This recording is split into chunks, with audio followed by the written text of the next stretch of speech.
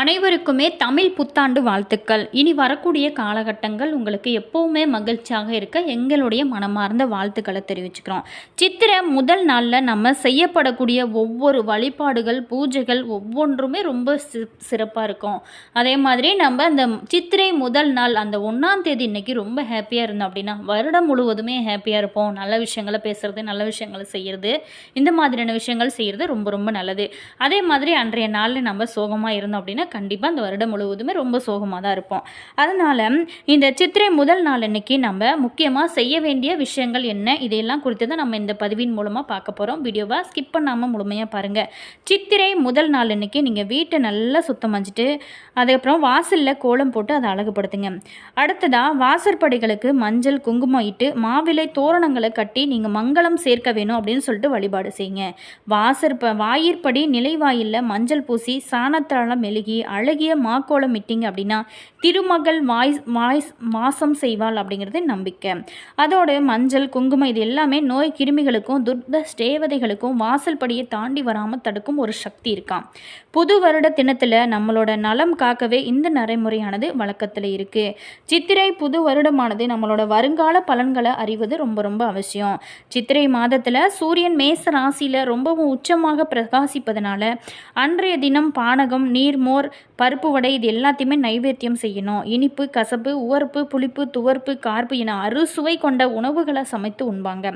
மதிய உணவில் வேப்பம்பூ பச்சடி, மாங்காய் பச்சடி, பருப்பு வடை, நீர்மோர், பருப்பு பாயாசம், அதே மாதிரி மசால் வடை போன்றன எல்லாமே இருக்கிறது நல்லது. விருந்தினர் வருகையும் விருந்தோம்பலும் நம்மளோட பாரம்பரியமாக மாறியது.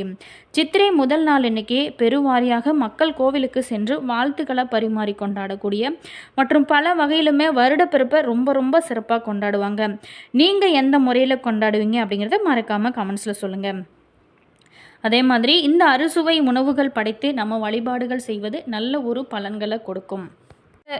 இந்த 2026ஆம் ஆண்டோட சித்திரை மாதமானது 1ஆம் தேதி தமிழ் புத்தாண்டானது பராபவ ஆண்டு ஏப்ரல் 14ஆம் தேதி பிறக்கப் போகிறது. அதே மாதிரி இது செவ்வாய்க்கிழமையில் பிறப்பது ரொம்ப கூடுதலான ஒரு சிறப்பு இருக்குது. அதே மாதிரி செவ்வாய்க்கிழமை முருகனுக்கு உகந்த தினம் அப்படிங்கிறதுனால முருகன் வழிபாடு அன்றைய திணையத்தில் செய்வது ரொம்ப நல்லது. இது விஸ்வாவசு ஆண்டு நிறைவடைந்து பராபவ ஆண்டு தொடங்கக்கூடிய அற்புதமான ஒரு நாளாக இருக்குது. இது 60 தமிழ் ஆண்டுகளோட சுழற்சியில் 40வது ஒரு ஆண்டாக இந்த ஆண்டானது அமைஞ்சிருக்கு. மேலுமே இது பார்த்திங்களா ரொம்ப ரொம்ப சிறப்பான ஒரு நாளாக அமைஞ்சிருக்கு. இந்த நாளில் நீங்கள் இறை வழிபாடு செய்வது ரொம்ப ரொம்ப நல்லது. அது மட்டும் இல்லாமல் சித்திரைவானது புது வருடமன்னை நம்ம வருங்கால பலன்களை அறிவது ரொம்ப அவசியமான ஒரு விஷயமாகவும் இருக்குது. இந்த நாளில் செய்யக்கூடிய ஒவ்வொரு விஷயங்களுமே நம்மளோட வாழ்க்கையில் மிகப்பெரிய ஒரு மாற்றத்தை ஏற்படுத்தக்கூடிய அற்புதமான ஒரு பலன்கள்லாம் கொடுக்கும்.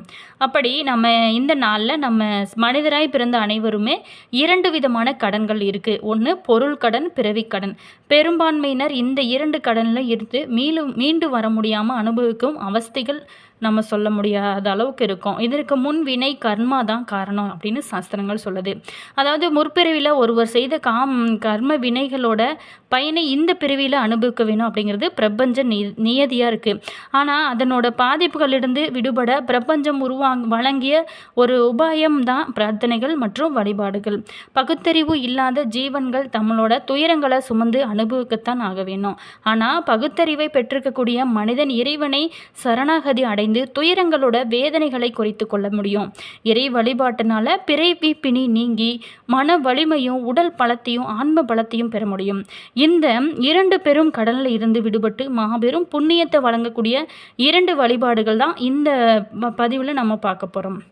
முதல்ல நம்ம இந்த சித்திரை 1 அப்படின்னாலே விஷிகனி தரிசனம், அதாவது உலக உயிர்களை இயக்கக்கூடிய சூரியன் கிரகம் முதல் ராசியான மேசத்தில் உச்சமடையக்கூடிய நாள் தான் இந்த சித்திரை முதல் நாள் அப்படின்னு சொல்லப்படுது. இந்த சித்திரை மாதத்தை தமிழ் புத்தாண்டு ரொம்ப உற்சாகத்தோட தமிழர்கள் பற்றினா கொண்டாட வருவாங்க. அதே மாதிரி சித்திரை 1ஆம் தேதி பார்த்திங்களா தமிழ் புத்தாண்டில் அதிகாலையில் நீங்கள் எழுந்து குளிச்சுட்டு பூஜை அறையில் மங்கள பொருட்கள், கண்ணாடி, பழங்கள், நாணயம் வைத்து இக்கனி கொண்டு பின் கோவிலுக்கு சென்று நீங்கள் வழிபாடுகள் செய்வது ரொம்ப ரொம்ப நல்லது. இந்த ஆண்டும் வளமும் மகிழ்ச்சியும் நிலைத்திருக்க வீட்டம் செஞ்சு சுத்தம் செஞ்சுட்டு சூரிய வழிபாடு மற்றும் குலதெய்வ வழிபாட்டை செய்வது அன்றைய நாளில் உங்களுக்கு ரொம்ப ரொம்ப நல்லது.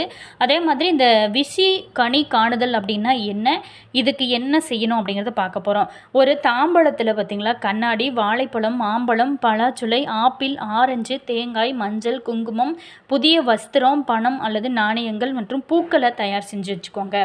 அதே மாதிரி முகம் பார்க்கக்கூடிய கண்ணாடியை வைத்து அதனோட இருபுறமும் குத்து விளக்கு ஏற்றி வைங்க.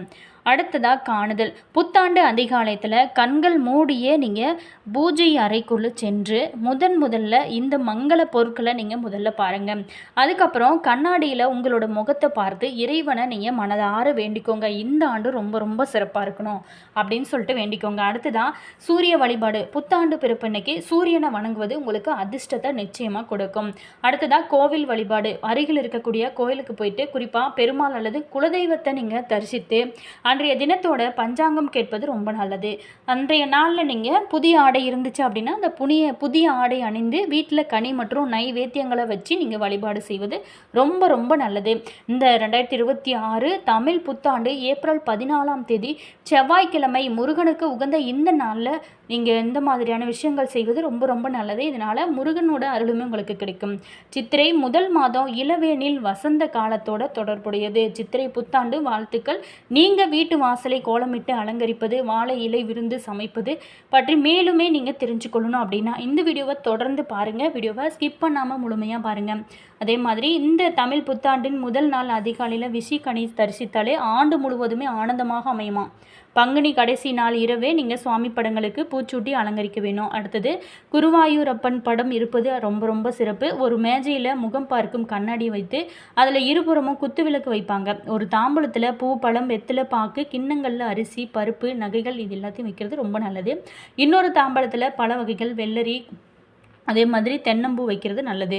மறுநாள் அதிகாலையில் நீங்கள் வீட்டோட மூத்தவர் எழுந்து மேஜையில் இருக்கக்கூடிய அந்த பொருள்களை பார்த்த பிறகு நீங்கள் நீராடி குத்துவிளக்கு ஏற்ற வேணும். அதுக்கப்புறம் வீட்டில் இருக்கவங்க வயதுப்படி ஒவ்வொருவராக நீங்கள் கண்மூடி வர செஞ்சு அந்த மேசையோட முன்னாடி கண் திறந்து காண செய்கிறது ரொம்ப ரொம்ப நல்லது. இதையே விசிக்கனி பார்க்குறது தரிசனம் அப்படின்னு சொல்லுவாங்க.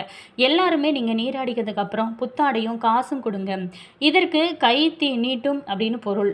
அன்று மதிய உணவில் வெல்லம், மாங்காய் சேர்த்து வேப்பம்பூ பச்சடி இருக்க வேணும். சகல வகை பாயாசமும் செய்கிறது ரொம்ப ரொம்ப நல்லது. அதே மாதிரி டிவி பார்ப்பதை தவிர்த்து குடும்பத்தோட கோவில்களுக்கு அன்றைய நாளில் செஞ்சு வந்தீங்க அப்படின்னா நல்ல ஒரு முன்னேற்றம், அந்த வருடம் முழுவதுமே உங்களுக்கு சிறப்பான ஒரு முன்னேற்றத்தை சந்திக்க முடியும். கண்டிப்பாக முடிஞ்சவங்க ட்ரை பண்ணி பாருங்கள். நல்ல ஒரு முன்னேற்றத்தை சந்திக்க முடியும். இந்த புத்தாண்டு அப்படின்னாலே எல்லாருக்குமே ரொம்ப மகிழ்ச்சியாக தான் இருக்கும். அதுவும் தமிழ் வருட புத்தாண்டு அப்படிங்கிறது ரொம்ப ரொம்ப சிறப்பு. சித்திரை மாதத்தோட முதல் நாள் தமிழகத்தில் தமிழ் புத்தாண்டாகவும் கேரளாவில் விசி அப்படிங்கிற பெயரில் மலையாள புத்தாண்டாகவும் கொண்டாடப்படும். இந்த நாளில் செய்யப்படக்கூடிய வழிபாடுகளால் வீட்டில் ஐஸ்வர்யம் பெருகும், பல நன்மைகள் அதிகரிக்கும். தமிழ் வருடத்தோட முதல் மாதம் இந்த சித்திரை மாதம் தான். ஏப்ரல் 14ஆம் தேதியான இந்த சித்திரை மாதத்தோட முதல் நாள் தான் தமிழ் வருடப்பிறப்பு அப்படின்னு ரொம்ப சிறப்பாக கொண்டாடுறோம். அதே மாதிரி இந்த நாளில் செய்யக்கூடிய ஒவ்வொரு விஷயமே உங்களுடைய வாழ்க்கையில் மிகப்பெரிய ஒரு மாற்றத்தை கொண்டாடப்படும். இந்த தமிழ் புத்தாண்டும் மலையாள புத்தாண்டும் ஒரே நாளில் கொண்டாடப்படுவது ரொம்பவும் விசேஷமாக இருக்கும். தமிழகத்தில் பொறுத்தவரைக்குமே அறுசுவை உணவு படைத்து வழிபடுவதே போல் கேரளாவில் விஷி சத்யா அப்படிங்கிற பெயரில் அனைத்து சுவைகளையும் உள்ளடக்கிய விருந்து பராமரிக்குவாங்க. இப்படி படைத்து வழிபடுவதனால எந்த மாதிரியான நிலை வந்தாலுமே இறையருள் நம்மை காக்கும் அப்படிங்கிறது நம்பிக்கை.